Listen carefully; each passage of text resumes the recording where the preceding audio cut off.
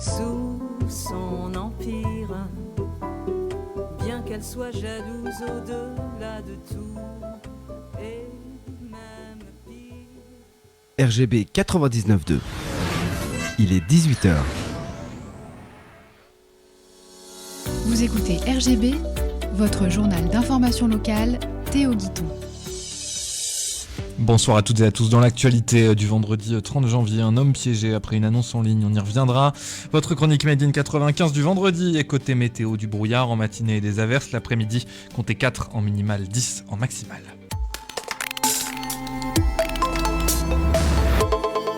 Deux jeunes hommes de 18 et 19 ans ont été condamnés en comparution immédiate à 4 et 5 ans de prison ferme pour l'agression et l'enlèvement d'un jeune homme. La victime était venue dimanche dernier leur vendre sa motocross après avoir été attirée par une annonce en ligne. Elle a été piégée lors du rendez-vous fixé à Villiers-le-Bel, frappée puis forcée à monter dans un véhicule. Elle a finalement réussi à s'en échapper en sautant du véhicule en marche et recueillie en état de choc par les policiers du secteur.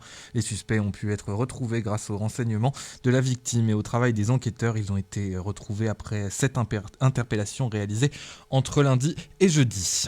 4 hommes, dont un ex-gendarme et un policier municipal, sont jugés depuis aujourd'hui devant le tribunal correctionnel de Pontoise. Ils sont accusés d'avoir mis en place un trafic d'informations policières à grande échelle. Âgés de 20 ans à 27 ans, ils auraient revendu tout au long de l'année 2025 des données issues des fichiers de police en échange de quelques centaines d'euros. Selon les enquêteurs, plus de 7000 accès illégaux aux bases de données ont été recensés. Les informations ont été notamment transmises via le réseau social Snapchat. Les faits auraient été commis dans plusieurs villes, dont Doumont, Pontoise, Saint-Denis, mais aussi jusqu'à Toulouse. Ce système aurait permis aux agents impliqués d'empocher environ 160 000 euros au cœur d'un dossier de corruption particulièrement lucratif selon les enquêteurs. Une éleveuse de Bellois en France a été condamnée à 6 mois de prison avec sursis pour maltraitance animale. Le tribunal judiciaire de Pontoise a rendu sa décision. Elle a été rendue coupable de placement d'animaux dans un habitat de nature à leur causer des souffrances de privation, de nourriture et d'abandon. L'enquête avait mis en lumière des conditions de détention particulièrement préoccupantes. Une trentaine de chiens avaient été retrouvés sur le site de l'élevage, dont plusieurs étaient maintenus dans des cages inadaptées à leur taille. Selon les éléments retenus par la justice, l'éleveuse contraignait certains animaux à rester enfermés toute la journée sans conditions de bien-être suffisantes. Ces faits ont conduit à la reconnaissance de sa responsabilité pénale pour maltraitance animale. Demain, le supermarché Auchan, situé au sein du centre commercial My Place à Sarcelles, va fermer définitivement ses portes au public. L'enseigne sera reprise par Hyper U avec une réouverture annoncée d'ici le mois de juin.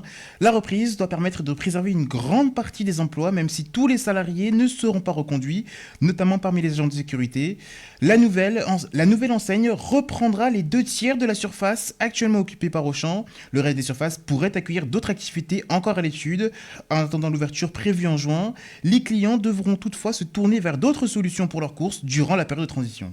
C'est l'heure de votre chronique Made in 95 en partenariat avec la Chambre du commerce et de l'industrie du Val d'Oise. Aujourd'hui, on part à la rencontre du CDFA de Cergy. Je suis Émilie Lamoine, directrice adjointe du CDFA, qui est un centre de formation sur Cergy-Saint-Christophe. Alors, à quoi on forme au CDFA et qui on forme du coup ? Alors, on forme des jeunes qui sont sortis de bac et on prépare à des BTS en alternance. Donc, 4 BTS tertiaires, 2 BTS commerciaux, un BTS communication et un BTS gestion de la PME. Alors, le CDFA a été créé en 1997, donc bientôt 30 ans. C'est dire que voilà, sur Cergy, on existe depuis un petit moment. L'idée, c'est vraiment que ce soit un centre de formation à taille humaine. On a vraiment des petits effectifs, donc ce qui permet d'être vraiment au cœur de la formation, de pouvoir être plus près des élèves aussi sur la préparation.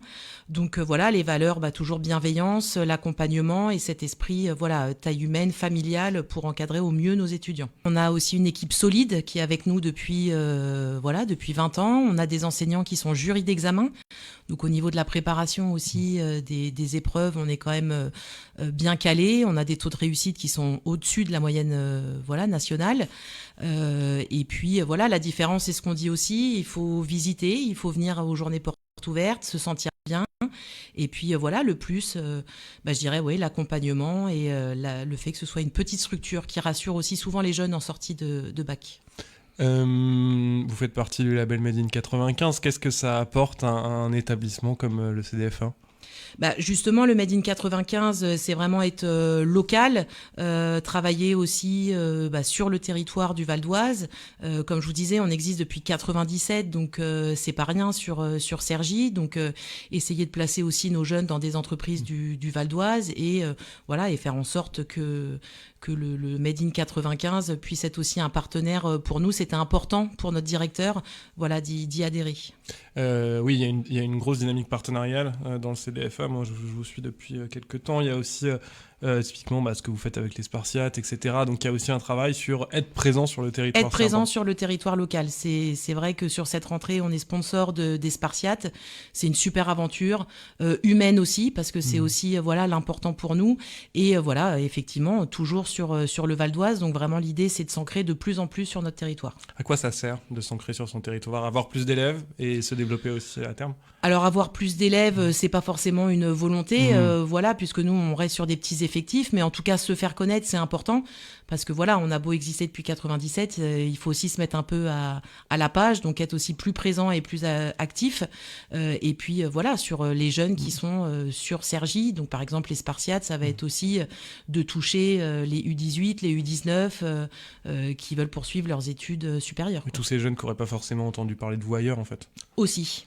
Où est-ce qu'on peut voir la liste de vos formations, vous contacter ? Alors vous pouvez nous contacter sur notre site internet cdfa.fr et puis nous rencontrer samedi prochain pour notre première journée porte ouverte où à l'occasion d'une visite, les portes sont toujours ouvertes avec grand plaisir. Made in 95. Match à fort enjeu en Senior Glass Ligue Magnus pour les Jokers de Cergy-Pontoise. Face à l'Ormanie d'Anglais, les Franciliens jouent gros dans la lutte pour le maintien. Au classement, Anglais occupe la 10e place avec 32 points juste devant Cergy-Pontoise. Avec 11e avec 31 points. Un succès est impératif pour les Jokers afin d'inverser la dynamique et repasser devant un concurrent direct. Un duel serré pour la lutte pour le maintien. C'est la fin de ce journal bien court et en raison d'un invité qui n'est pas arrivé. On espère qu'il va bien, on espère qu'il nous a pas oubliés. Prochain rendez-vous d'information lundi 18h sur le 99.2 FM, radio-rgb.net, en podcast sur toutes les plateformes de streaming. Je vous souhaite une très bonne soirée et je laisse la parole à Damien pour la programmation.